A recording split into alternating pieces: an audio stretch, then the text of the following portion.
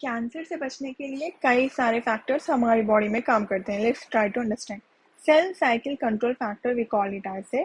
इसे हम tumour suppressor jeans भी कहेंगे.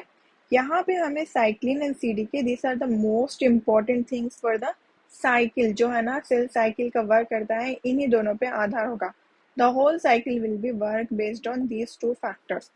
अब यहाँ पर देखिए, इसमें है ना बहुत सारे डिफरेंट डिफरेंट काइनेस एक्टिविटीज होंगे.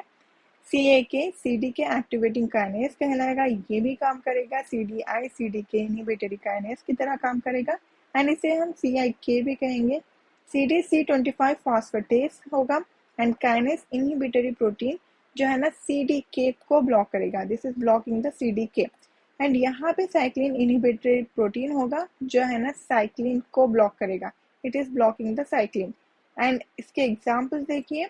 CYP19 जो साइक्लिन को ब्लॉक कर रहा है एंड यहाँ पे P21 it is blocking the cyclin A and P27 is blocking the cyclin E and INK4 is blocking the CDK4. इसी में बहुत सारे डिफरेंट और भी फैक्टर्स है. P15, P16, P18, P19 and इनमें से P21 हमने बहुत मर्तबा सुना है, जो हम इसे INK2 भी कहेंगे. ये CDK2 को ब्लॉक कर रहा है. एंड यूबिक्विटिनेशन लाइगेज भी होगा जो F बॉक्स प्रोटीन कहलाता है. यहाँ पर क्या होगा, मतलब ये जो E1 है, E1 क्या करेगा, यूबिक्विटिनेशन मॉलिक्यूल को अटैच कर लेगा. इस यूबिक्विटिनेशन मॉलिक्यूल को अटैच करने के लिए इसके पास चाहिए ATP and it will remove the ADP.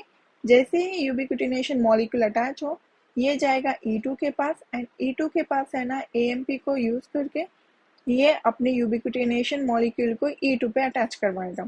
जैसे ही ये यूबिक्विटिनेशन अटैच होगा, AMP will be removed.